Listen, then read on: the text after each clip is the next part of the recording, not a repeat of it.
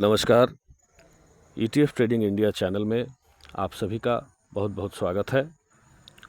ये चैनल पूरी तरीके से ETF को समर्पित है।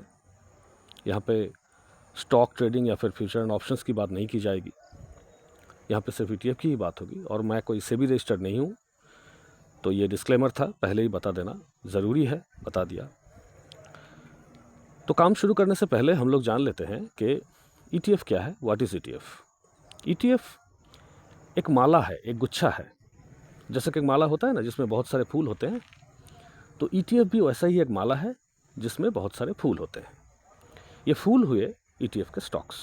बहुत सारे स्टॉक्स को लेकर एक इंडेक्स बनता है और उस इंडेक्स को फॉलो करता है अपना ETF। फॉर एग्जाम्पल हम लोग इन्फोसिस का एग्जाम्पल ले लेते हैं। TCS का जानते हैं हम सभी, इन्फोसिस को भी जानते हैं, TCS को भी जानते हैं। ये दोनों IT स्टॉक्स हैं। और किस इंडेक्स को रेफर करते हैं? IT इंडेक्स को, निफ्टी IT को।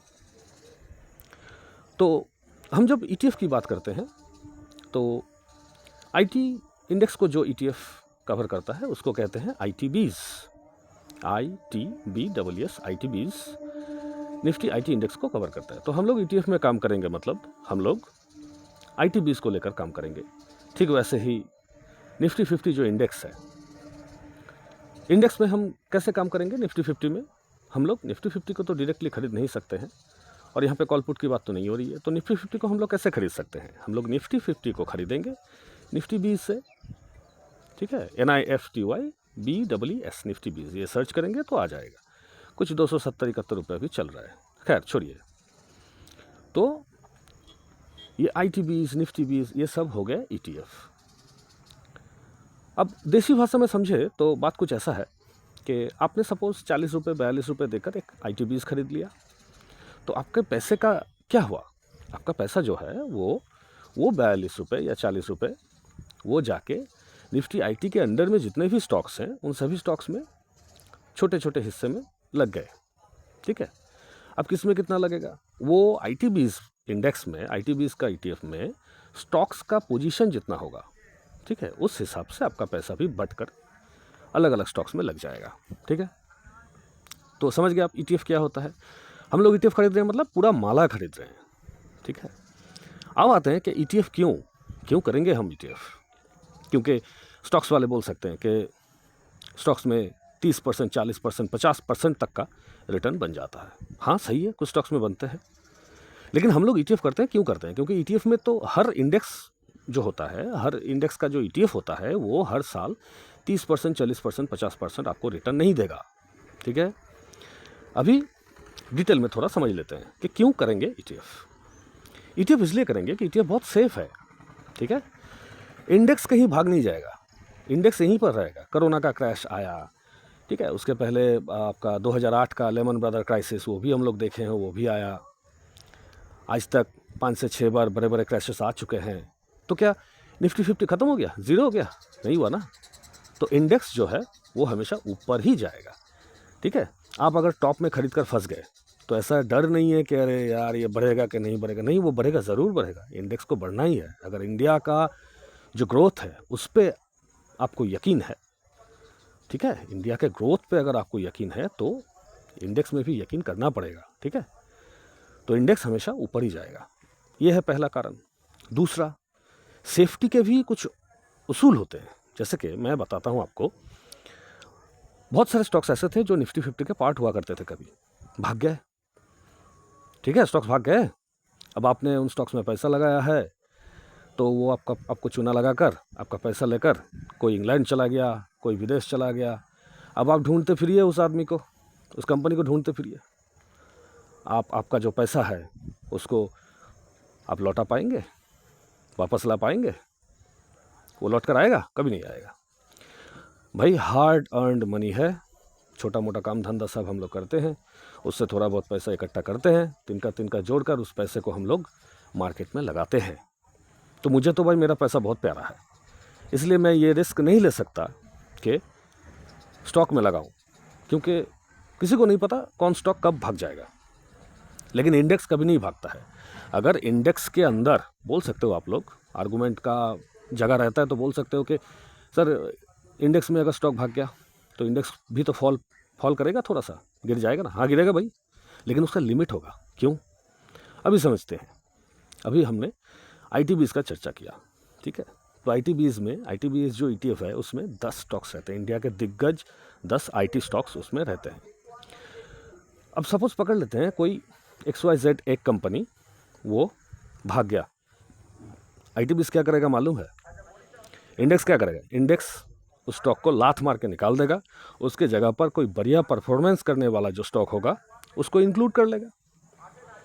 तो टेम्पोररी क्या होगा, आपका ITBs जो है वो बहुत ही छोटे परसेंटेज में आपको लॉस दिखाएगा, बहुत ही छोटे, यकीन नहीं करोगे इतना छोटा, वो 0.01, 0.02, 0.05 ऐसा, ठीक है, इतना फॉल दिखाएगा। लेकिन जैसे ही किसी और स्टॉक का एंट्री हो जाएगा उसके परफॉर्मेंस के हिसाब से आपका पोर्टफोलियो बढ़ जाएगा ऊपर। यह है खासियत। अब और भी चीज़ें हैं यहाँ पे, जैसे कि एक एक स्टॉक का कीमत देखिए, इन्फोसिस का एक स्टॉक का कीमत देखिए, TCS का एक स्टॉक का कीमत देखिए, ठीक है। तो आप अगर इंडिया के टॉप 10 कंपनीज में से एक एक स्टॉक भी उठाएंगे ना, बहुत पैसा लग जाएगा, ठीक है। लेकिन वहीं पे एक ITBs का कीमत कितना है? 40, 42, 44, 45 रुपये, इसी में रहता है, इसी के दायरे में रहता है, ठीक है। तो हम लोग छोटे छोटे से अपने निवेश को बढ़ा सकते हैं और पकड़ के बैठ सकते हैं, डर नहीं लगेगा। अब आते हैं नेक्स्ट पॉइंट पर। कुछ ही दिन पहले निफ्टी जो है 23,800 तक आया था, ठीक है। अब पकड़िए, मैं ETF में काम करता हूँ, 2-2.5 साल से ऊपर हो गया, तो वही एक्सपीरियंस से आप लोगों को बता रहा हूँ। मेरे साथ क्या हुआ था, मेरा जो लॉट रहता है निफ्टी 20 का, वो ऑन एन एवरेज 7 से 8 हज़ार रुपये का मेरा एक लॉट रहता है। लॉट मतलब ऐसा नहीं कि फ्यूचर ऑन ऑप्शंस वाले सोचेंगे अरे यार लॉट की बात कर रहे हैं, नहीं, लॉट की बात नहीं है। लॉट वो वाला लॉट नहीं है कि आपको 15 पीस या 20 पीस 30 पीस लेना पड़ेगा, ऐसा नहीं है। आपके पॉकेट में जितना पैसा है आप उतना ही पैसे का माल खरीदेंगे। और हम लोग कैश में काम करते हैं, कोई उधारी लेवरेज वेवरेज का चक्कर नहीं होता है।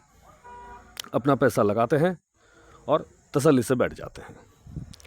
मार्केट का जब मर्जी होगा, मार्केट हम लोगों को पैसा देकर ही जाएगा, ठीक है। क्यों? क्योंकि इंडेक्स को ऊपर ही जाना है। अब देखिए 23,800 जब आया, मेरा निफ्टी का नॉर्मल जो लॉट साइज रहता है वो 7 से 8 हज़ार रुपये का रहता है, तो मैंने लगाया था। टॉप का ही बाइंग था, कुछ 284-85 रुपये का बाइंग था। लेकिन जब वो 23,800 तक आया तो निफ्टी 20 भी गिरकर 265-67, मतलब 265-276 तक, 267 तक आ गया था। तो मैं बेझिझक, बिना डरे, मैं उस पर एवरेज कर पाया था। अब एवरेज करने का भी नियम है, ETF में एवरेज का नियम है, अगले वीडियो में बताएंगे, वीडियो लंबा हो रहा है, ठीक है। तो लगाया था। आज मेरा निफ्टी 20 का एक लॉट 62,000 का हो चुका है। इतना बड़ा, मतलब मेरा नॉर्मल क्वांटिटी साइज जो होता है उससे काफ़ी गुना बढ़ गया है। लेकिन मुझे चवन्नी का डर नहीं है। क्यों मालूम है? मैं इंडेक्स में हूँ। अगर यही मेरा स्टॉक में होता ना, पहले बहुत होता था, जब मैं स्टॉक करता था बहुत होता था मेरे साथ, एवरेज करते जा रहा हूँ और वो नीचे गिरते जा रहा है। क्योंकि क्या होता है, हम लोगों को जो है FIIs, DIIs या फिर बड़े पैसे वाले जो लोग होते हैं उनका बाइंग लेवल हम लोगों को मालूम नहीं चलता है, ठीक है। तो इसलिए हम लोग पैसा लगाते जाते हैं। एवरेज का कोई लिमिट नहीं रहता है। लेकिन इंडेक्स में ये डर भी नहीं रहता है, और रिबाउंड तो उसको करना ही है एक टाइम के बाद। आप अगर ऊपर भी खरीद कर अटक गए हो तो भी आपका पैसा निकल ही जाएगा, फंसेगा नहीं मतलब। अब आते हैं कि stock versus ETF versus future and options. Stock versus ETF की जब बात करेंगे तो स्टॉक और ETF के जो पॉजिटिव नेगेटिव पॉइंट्स हैं हम लोग ऑलरेडी डिस्कस कर चुके हैं। फ्यूचर एंड ऑप्शंस में मैं खास करके बात करना चाहता हूँ। बहुत सीखा है मैंने भी आप लोगों की तरह, RSI, MACD, बोलिंजर बैंड, फिर वो जापानी कैंडल का वो झमेला, bullish harami, bearish harami, bullish engulfing, bearish engulfing, marubozu, shooting star, morning star, doji, hammer, इसके चक्कर में मैं भी बहुत पढ़ा हुआ था, ठीक है। बहुत सीखा, बहुत पढ़ा, बहुत कॉल्स लिए, बहुत पुट्स लिए, पैसे गवाए। लास्ट में एक चीज़ दिमाग में घुसी कि भाई पैसा ही सब कुछ है और भाव सब कुछ है। जहाँ पर बड़े पैसे वालों ने पैसा लगा दिया ना, वहाँ पे कोई सपोर्ट, कोई रेजिस्टेंस काम नहीं करेगा, कोई RSI काम नहीं करेगा। मेरे साथ कितना बार हुआ है, RSI 25 के नीचे मैंने लिया है, ठीक है।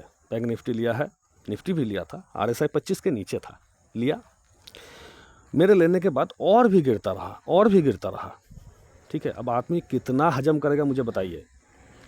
आप बोलोगे अरे वेट करना था सर, ऊपर तो आना है। मुझे भी ये ऊपर आना है, मुझे भी पता है कि हाँ वो ऊपर आएगा, लेकिन जब 60 पॉइंट, 70 पॉइंट, 80 पॉइंट का लॉस दिखता है ना,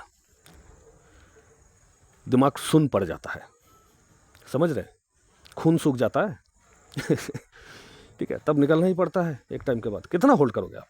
ऊपर से वो प्रीमियम गलने का चक्कर, थीटा, भेगा, गामा, अल्फा, बीटा, पता नहीं, वो साइंटिस्ट वालों को उतना नहीं पता जितना मार्केट में चलता है, ठीक है। अब जैसे मैंने पोजीशन काट लिया, मार्केट फिर से मेरे अगेंस्ट में चला गया, तब मुझे लगा कि अरे यार पकड़ के रहता तो बेहतर होता।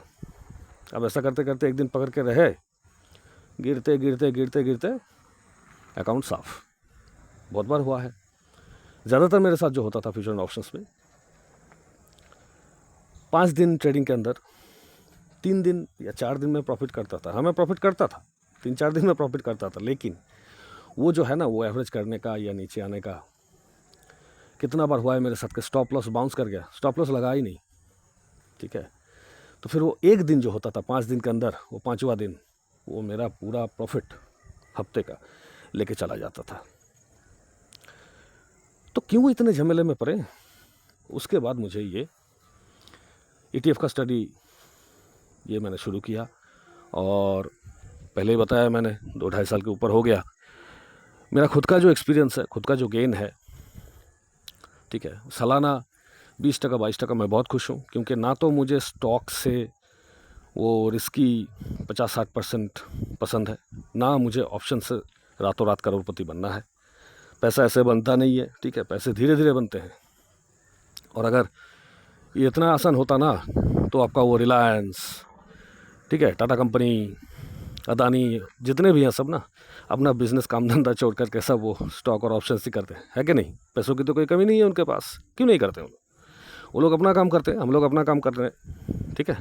तो काम ऐसे करना है, टेंशन नहीं लेना है, ठीक है, BP नहीं बढ़ाना है, पूरा दिन स्क्रीन के सामने बैठकर मोबाइल नहीं देखना है, धीरे धीरे सुकून से काम करते हैं ETF में, बहुत बढ़िया है। और हाँ, जिन लोगों को शक है कि बोल तो रहे हो सर सालाना 20%, 22%, 25% बनेगा, तो मैं आपको एक चीज़ दिखाता हूँ, ठीक है। मेरा वीडियो रिकॉर्डिंग, और टेक्निकली मैं उतना साउंड नहीं हूँ, तो स्क्रीन रिकॉर्डिंग से चल रहा है वीडियो, थोड़ा सा साउंड में डिस्टर्ब हो सकता है, माफ़ी चाहता हूँ, ठीक है। तो मैं आपको एक इंडेक्स का रिटर्न दिखाता हूँ, ठीक है, देख लीजिए आप लोग।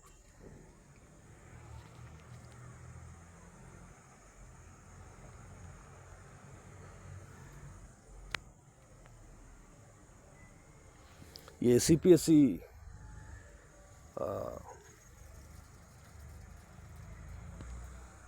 जो ETF है, रुकिए एक second, CPSE ETF chart. CPSE जो है ये सरकारी कंपनियों का इंडेक्स है, इसमें सारे सरकारी कंपनीज आते हैं, ठीक है और उस इंडेक्स को जो फॉलो करता है वो है CPSE ETF। तो अभी CPSE ETF का चार्ट में लगा रहा हूँ, आप चार्ट को देखिए। एक दिन में 1.26% डाउन है, 5 दिन में कुछ नहीं है, एक मंथ में भी 5.43% डाउन है, 6 महीने में 9.84% रिटर्न दिया है, ईयर टिल डेट 36.97% रिटर्न दिया है, ठीक है। अब जब एक साल करते हैं तो एक साल में देखिए 67% रिटर्न दिया है, 67% ETF रिटर्न दिया है, 67%। अब इसके बाद देखिए ये मफांग देखते हैं। मफांग जो है ये एक ऐसा ETF है जो USA का जो फैंग इंडेक्स होता है, नाइसे फैंग इंडेक्स को ट्रैक करता है, ठीक है। मफांग के रिटर्न देख लेते हैं, डायरेक्टली 1 ईयर का देख लीजिए, आपके सामने है 62.46%। गूगल में सर्च किया है मैंने, कुछ बनाया नहीं है अपने से, ठीक है। तो मफांग इंडेक्स 62.46% रिटर्न दिया है एक साल में। अब इसके बाद थोड़ा सा USA का एक और है मून 100, जिसको हम ट्रैक करते हैं, मोतीलाल ओसवाल नेस्डेक 100। USA का जो नेस्डेक है ना, नेस्डेक इंडेक्स को ट्रैक करता है मून 100। तो इसका भी एक साल का रिटर्न देख लेते हैं, देख लीजिए आपके सामने है 41%, ठीक है। अब आप लोग बोल सकते हो कि सर पूरा पैसा लगा दे, अरे नहीं, उसी में तो स्ट्रेटेजी काम आता है, उस पर भी डिस्कस करेंगे। वीडियो बहुत बड़ा हो रहा है, ये तो फर्स्ट पार्ट है, बेसिक पार्ट है। ध्यान से पूरे वीडियो को सुनना, समझने की कोशिश करना। दिमाग में सिर्फ इतना बिठाना है कि भाई स्टॉक से, फ्यूचर ऑप्शन से ETF बेहतर है, ठीक है। तो ETF में काम करना है। और जिनको अभी भी शक है, डाउट हो रहा है, तो मैं सिर्फ एक ही चीज़ बोलूँगा, भाई साहब 6 महीने 1 साल रुक जाइए, पैसा नहीं बनाना फिर बोलिएगा कि सर आप गलत बोल रहे थे, ठीक है। अगर आपको अच्छा लगे, ये मेरा छोटा सा प्रयास है, अगर आपको लगे कि जो दिखा रहा हूँ, जो कह रहा हूँ सही है, तो वीडियो को एक लाइक कर दीजिएगा, हो सके तो शेयर भी करिएगा और चैनल को सब्सक्राइब करिएगा।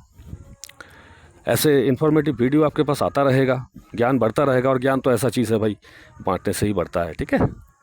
तो कॉन्फिडेंस बढ़ाना सबसे बड़ी बात है।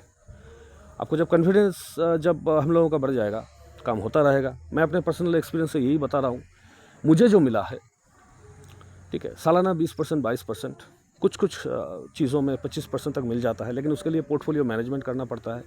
जैसे जैसे चर्चा आगे बढ़ती रहेगी, वैसे वैसे वीडियो भी आती रहेगी, ठीक है। सब कुछ पता चल जाएगा। किसी को चवन्नी पैसा देने की ज़रूरत नहीं होती, क्योंकि कोई कोर्स की ज़रूरत नहीं है, किसी भी कोर्स की ज़रूरत नहीं है। मार्केट में जो प्रैक्टिकल एक्सपीरियंस होता है, वही सबसे बढ़िया एक्सपीरियंस होता है, ठीक है। ETF बेस्ट है। तो चलिए वीडियो को और लंबा नहीं करते हैं, अगले किसी वीडियो में मुलाकात होगी। धन्यवाद, नमस्कार, खुश रहिए और ETF से पैसा छापते रहिए।